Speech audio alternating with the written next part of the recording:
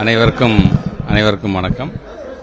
மாண்புமிகு தமிழ்நாட்டு முதலமைச்சருடைய அறிவுறுத்தலின்படி south Asian education conclave very first time almost பார்த்தீங்கன்னா இதில் இருக்கிற கண்ட்ரிஸ் நீங்கள் வருகை தந்திருக்கிற கண்ட்ரிஸ் தாய்வான்லேருந்து வந்திருக்கிறாங்க, சவுத் கொரியாவிலேருந்து வந்திருக்காங்க, ஜப்பான், சிங்கப்பூர், மலேசியாவிலேருந்துலாம் வந்திருக்கிறார்கள்.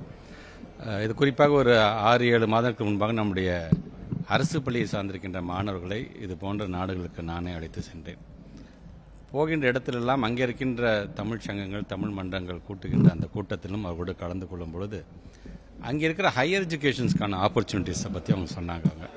ஸோ எங்கள் நாட்டுக்கு நீங்கள் வரும்பொழுது கண்டிப்பாக நாங்கள் இது மாதிரியான ஃபெசிலிட்டிஸ்லாம் கொடுக்குறோம், ஸ்காலர்ஷிப்ஸ் கொடுக்குறோம், நிறையா வேலைவாய்ப்பு இங்கே படித்து முடிச்ச வேலைவாய்ப்பு தருகிறோம் என்று பல்வேறு விதமானதெல்லாம் அவங்க சொல்லியிருந்தார்கள். ஸோ அங்கே இருக்கின்ற ஜப்பான், கொரியா போன்றவர்கள்லாம் சொல்லும்போது நம்முடைய நாட்டிலே எங்களுடைய மொழிகளை கற்றுத்தருவதற்கென்று தனியாக இடமெல்லாம் இருக்குது.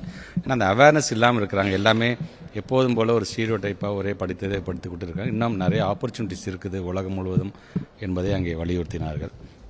ஸோ அதை மனதில் வைத்துக்கொண்டு இங்கே நாங்கள் சொன்னபோது சரி, ஏன் அதை நாமளும் இங்கே அவங்களை இங்கே இன்வைட் பண்ணக்கூடாது என்கின்ற வகையில் இன்றைக்கு வருகை தந்திருக்கிற ஒவ்வொருவரும் ஒவ்வொரு டாப்பிக்கில் நான் விடைபெற்று சென்ற பிறகு அவர்கள் பேச இருக்கிறார்கள்.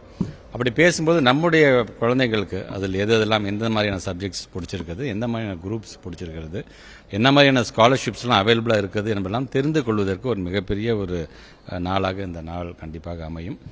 வருகை தந்திருக்கின்ற மாணவர்களுக்கு நாங்கள் வைத்த அந்த வேண்டுகோள் என்பது நீங்கள் மட்டும் பயன்பெற்றால் போகாது, நீங்கள் ஒவ்வொருவரும் ஒரு அம்பாசிடர்ஸாக, ஒரு தூதுவர்களாக மாறி இது போன்ற ஆப்பர்ச்சுனிட்டிஸ் இருக்குது என்பதை நீங்கள் வெளிக்கொணர வேண்டும். தமிழ்நாட்டுக்கு மட்டுமல்ல, உலகம் முழுவதும் நம்முடைய தமிழ் பிள்ளைகள், குறிப்பாக நம்முடைய அரசு பிள்ளை சார்ந்திருக்கிற மாணவர்கள் படிக்கும் பொழுது, வேலை செய்யும் பொழுது அதுக்கு இருக்கின்ற ஒரு பெருமை என்பதே தனிதான். ஆக அந்த விதத்தில் தான் தாய்வான் நாட்டை சார்ந்திருக்கின்ற இந்தியாவிலிருந்து மொத்தமாக 3 குழந்தைகள் தான் தேர்வு செய்யப்பட்டார்கள். அது 2 குழந்தைகள் நம்முடைய தமிழ்நாட்டை சார்ந்த அரசு பள்ளி மாணவர்கள், குறிப்பாக அது மாணவிகள் என்பதே நமக்கான பெருமை.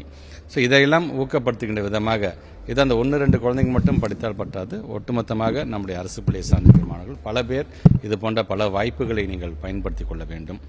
உங்களுக்கு நாங்கள் இந்த கண்ட்ரிக்கெலாம் போங்க நாங்கள் சொல்கிறத காட்டும் இந்த மாதிரி அவைலபிள் ஒரு ஆப்பர்ச்சுனிட்டிஸ் இருக்குது, தேவைப்படும் பட்சத்தில் நீங்கள் அதை பயன்படுத்தி கொள்ளலாம் என்கின்ற அளவில் தான் இதை நாங்கள் சொல்கின்றோம். ஆக அந்த விதத்தில் இன்றைக்கு பல்வேறு கண்ட்ரிஸை சார்ந்திருக்கின்ற கான்சுல் ஜெனரல்ஸ் வந்திருக்காங்க, டிப்ளமேட்ஸ் வந்திருக்காங்க. அவங்களோட எக்ஸ்பீரியன்ஸ், அவங்களுடைய கண்ட்ரிஸை பற்றின அங்கே என்னென்ன அவைலபிளாக இருக்குது என்பதெல்லாம் இப்பொழுது அது தனி செஷனாக இங்கே எடுக்க போகிறாங்க எங்களோட குழந்தைங்களுக்கு. இது ஈவினிங் வரைக்கும் இந்த செஷன் போக இருக்கின்றது. ஸோ பத்திரிகை துறை, ஊடகத்துறை சார்ந்திருக்கிற நண்பர்களும் இது ஒரு மிகப்பெரிய ஒரு ஃபர்ஸ்ட் டைம் முன்னெடுப்புகள். ஆல்மோஸ்ட் 57 வகையான திட்டங்களை நாங்கள் கொண்டு வரும்பொழுது ஒவ்வொரு முறையும் அதை மக்களிடம் கொண்டு செல்கின்ற பணியில் நீங்கள் உங்களை முழுமையாக ஈடுபடுத்தி கொண்டீர்களோ அதே போன்று இந்த திட்டமும் இந்த சவுத் ஏஷியன் எஜுகேஷன் கான்க்ளேவ் ஒரு மிகப்பெரிய வெரி ஃபர்ஸ்ட் டைம் அதர் கண்ட்ரீஸை கூப்பிட்டு நம்ம நடத்துகிறோம். இதையும் மக்களிடமும் மாணவ செல்வங்களும் இது போன்ற ஆப்பர்ச்சுனிட்டிஸ் இருக்குது என்பதை கொண்டு செல்கின்ற பணியில் நீங்களும் ஈடுபட வேண்டும் என்று கேட்டு செய்திகளை உடனுக்குடனும் துல்லியமாகவும் தெரிந்து கொள்ள சப்ஸ்கிரைப் பண்ணுங்க.